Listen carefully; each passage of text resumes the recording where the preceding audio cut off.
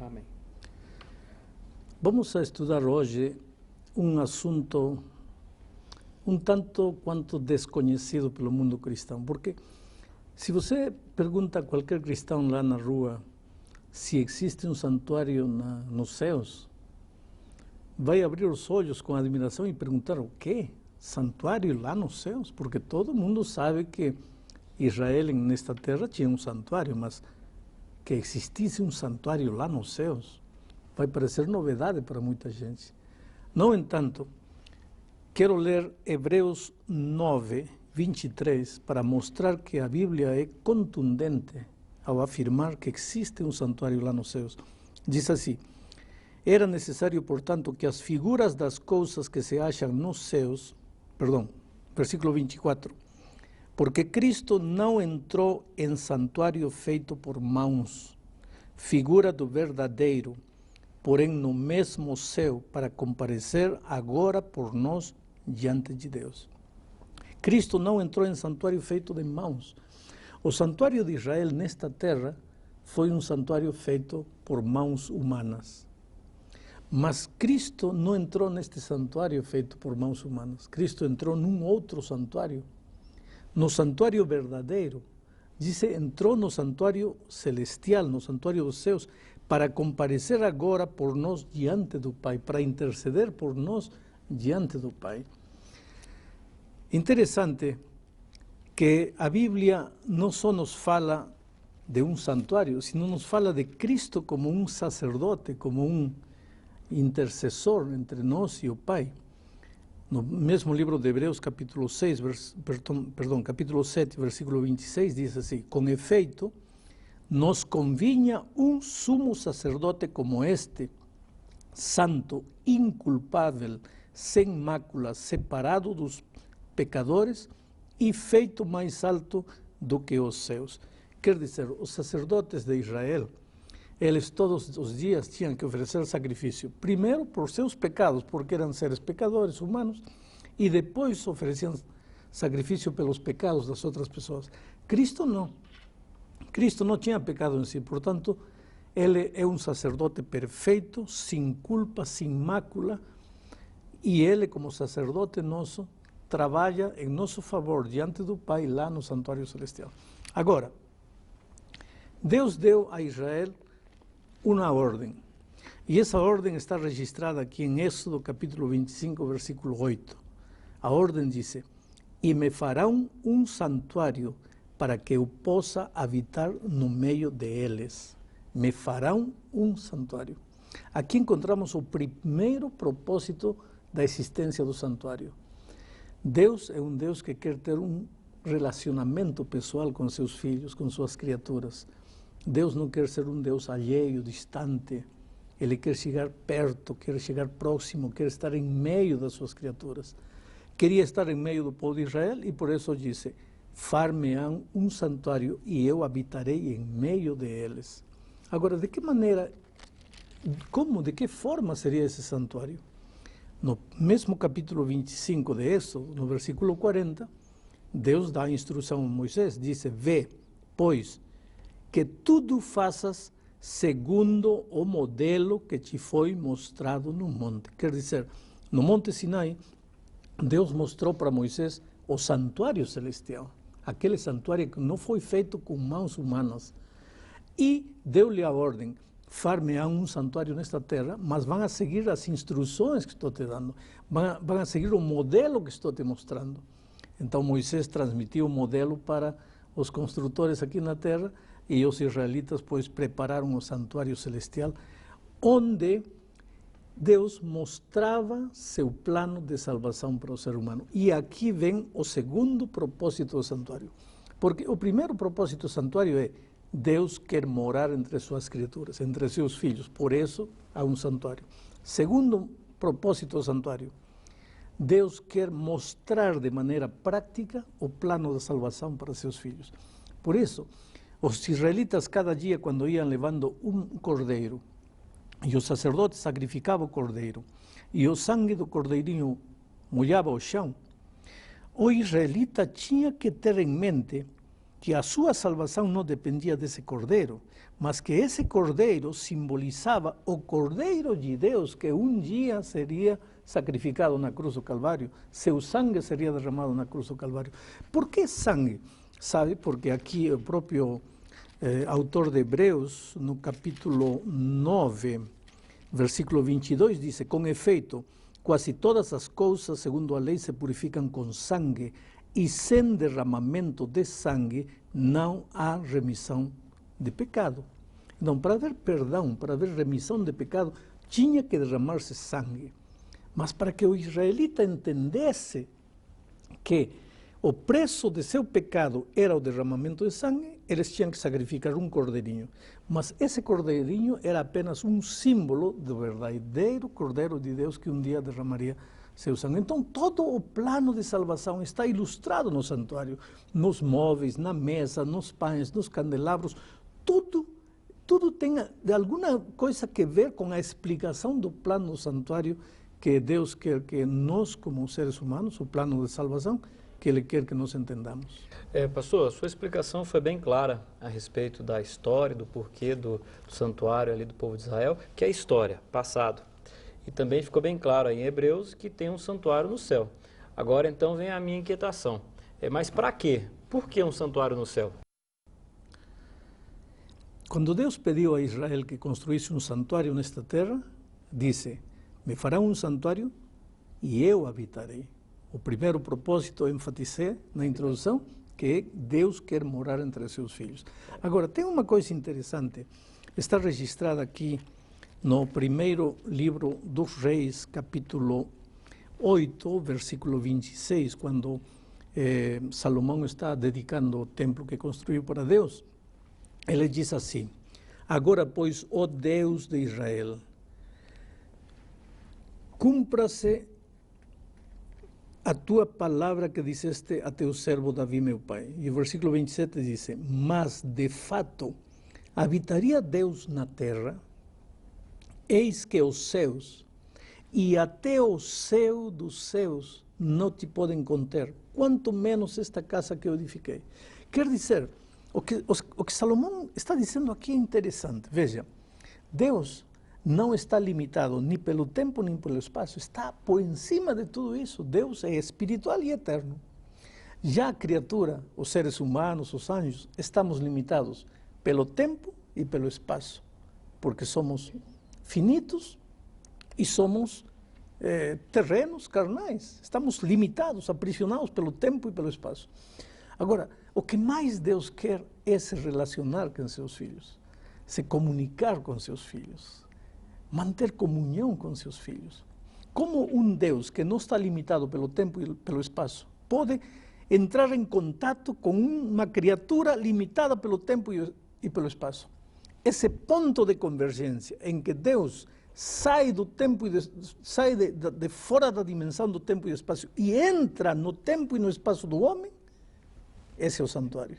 Quer dizer, se você me pergunta por que um santuário nos céus, eu te diria pelos dois motivos do santuário na terra. Primeiro, porque Deus quer habitar entre as criaturas, quer chegar perto das criaturas, e em segundo lugar, porque através do santuário Deus queria ensinar aos seres humanos o plano de salvação.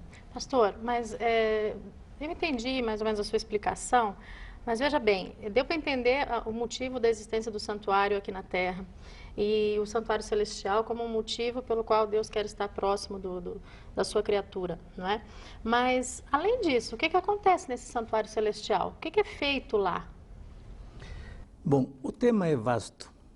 20 minutos não daria para explicar tudo isso.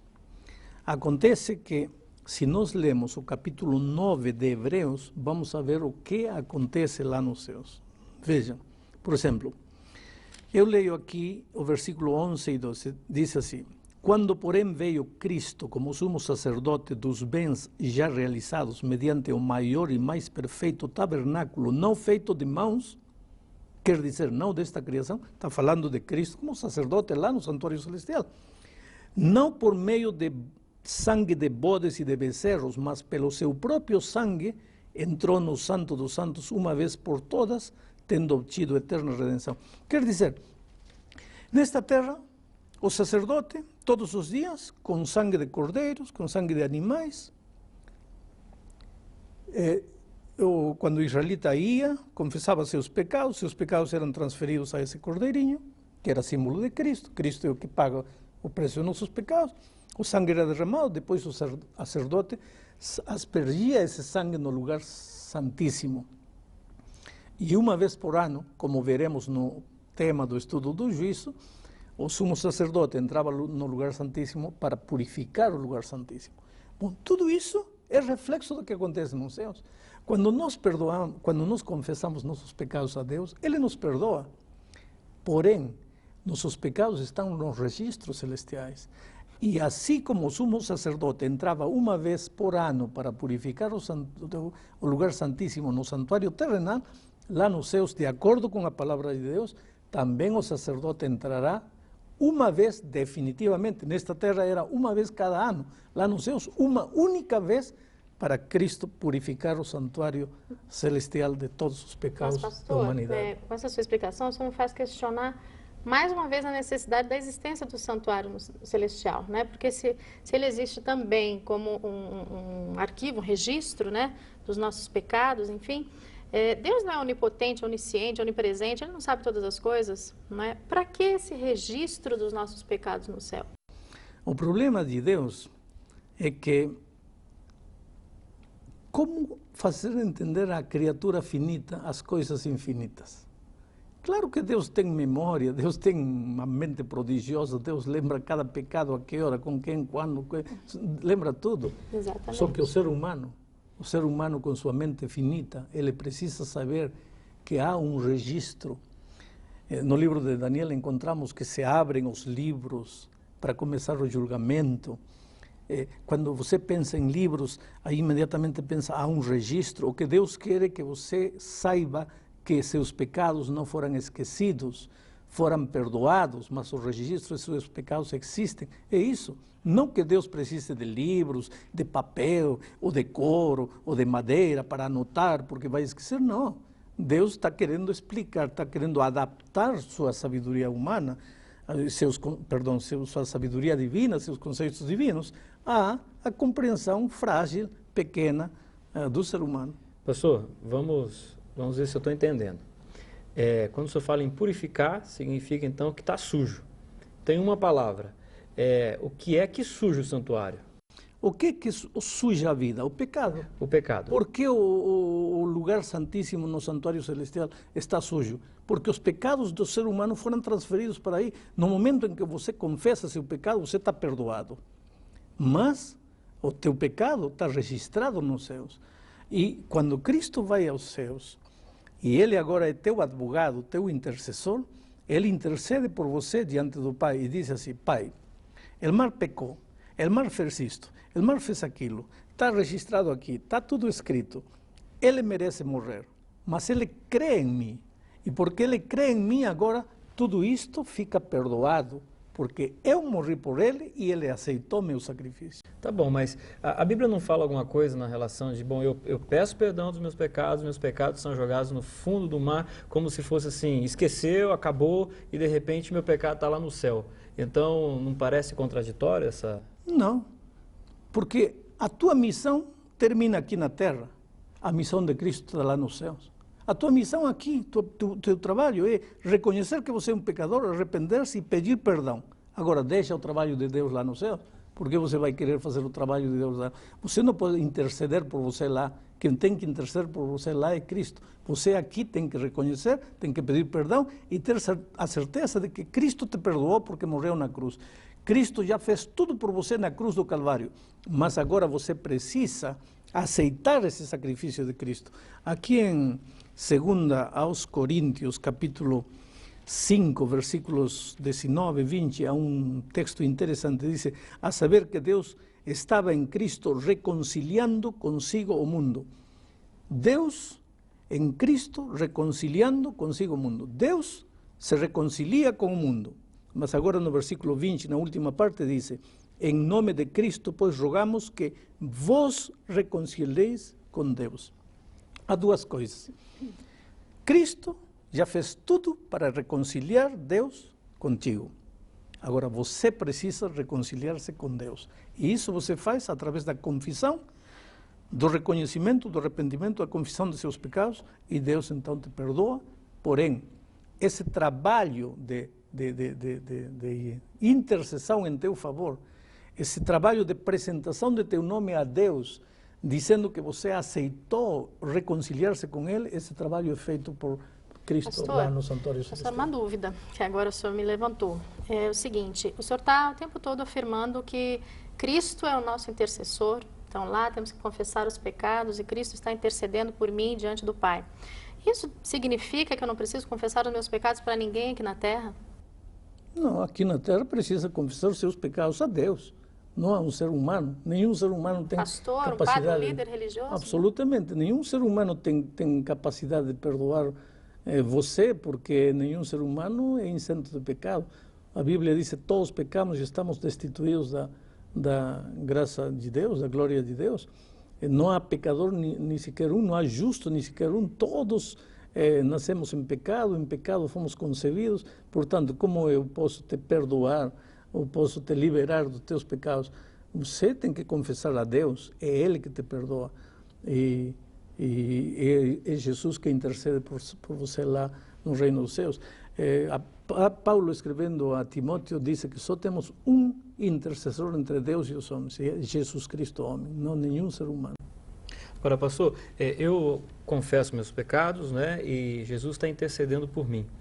E agora o meu pecado maculou o santuário, ele está sujo. E quando que esse santuário do céu, então, ele será purificado? Esse é o tema que vamos estudar na lição, quando estudemos o tema do juízo. Assim como o sacerdote nesta terra entrava uma vez por ano para purificar o lugar santíssimo do santuário desta terra, levando sangue de animais, é necessário que lá nos céus, uma única vez, o Senhor Jesus Cristo entre no santuário para purificar o santuário. Aqui está escrito, eu vou te ler isso, veja. É necessário, portanto, que as figuras das coisas que se acham nos céus se purificassem. Quem disse que tem que se purificar lá nos céus? Não sou eu. É a Bíblia. Diz, era necessário, portanto, que as figuras das coisas que se acham nos céus se purificassem com tais sacrifícios. Mas as próprias coisas celestiais devem ser purificadas com sacrifício a eles superiores. Que sacrifício? O sangue maravilhoso de Cristo. Diz assim, nem ainda, diz o versículo 26, ora, neste caso seria necessário que Jesus tivesse sofrido muitas vezes desde a fundação do mundo. Agora, porém, ao se cumpriram os tempos, se manifestou uma única vez por todas para aniquilar pelo sacrifício de si mesmo o pecado de todos nós. Está claro que Cristo entrará no santuário celestial para interceder definitivamente por nós e apagar nossos pecados. Pastor, mais uma dúvida, com relação a hoje, o dia de hoje, né? No passado, Deus, então, pediu que o povo, seu povo tivesse um santuário semelhante ao santuário celestial. Por que hoje a gente não precisa também preservar esse tipo de simbolismo? Porque o povo de Israel precisava de um santuário nesta terra, de sacrifícios, de cerimônias, tudo, porque tudo isto simbolizava o Cristo que ia vir. Mas Cristo, para Israel, Cristo ia vir. Para nós, a vinda primeira de Cristo já é um fato histórico. Cristo já veio, já é uma realidade. Portanto, se o Israel estava fazendo tudo isto como sombra daquilo que viria, hoje já veio a realidade, já não precisamos da sombra, já temos a realidade, Cristo no santuário celestial. Já não necessitamos de um sacerdote no santuário da terra, não precisamos cerimonial, só precisamos de um templo para louvar e adorar a Deus. Estamos chegando ao fim deste estudo. Querido, o santuário é a maior prova de que Deus te ama. Cada vez que você se sente triste, carregado de pecado, culpado, vai ao santuário. Quer dizer, pensa no santuário, pensa no que Jesus está fazendo por você no santuário, pensa nele como teu advogado, intercedendo por você diante do Pai, dizendo: eu sei que meu filho errou, eu sei que meu filho pecou, mas ele crê em mim, acredita em mim, e eu entreguei minha vida por ele. E olha, quando você fizer isso, vai sentir uma paz enorme no coração. Que Deus te abençoe ricamente.